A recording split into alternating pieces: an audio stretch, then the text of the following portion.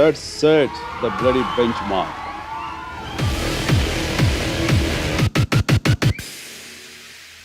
Silence అయ్యా అరుస్తున్నారు బాబీ అని నా చేత బ్లడీ బెంచ్ మార్క్ అని అనిపించావు. మన టైటిల్ అది కాదు కదా. మన టైటిల్ అని అని అని ఓన్లీ పూజ మాత్రమే. టైటిల్ అనౌన్స్మెంట్ ఇంకా టైం ఉంది అని ఇప్పుడు వస్తా. ఇచ్చాడు వాళ్ళు చెప్పొద్దంటే ఆగిపోతాం అనుకుంటా. టైం వచ్చేప్పుడు నేనే లీక్ చేస్తాను.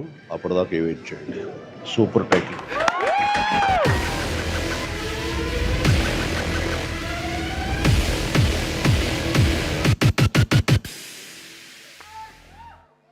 సార్ ఇప్పుడు ఈ వీడియో ఎందుకు ప్లే చేశామో మీకు అర్థమై ఉంటుంది.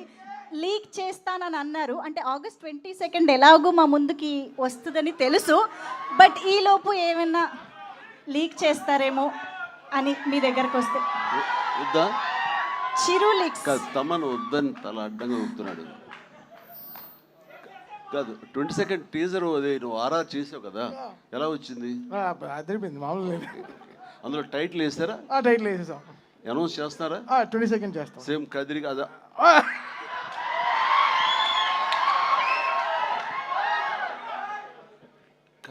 నేను ఎవరు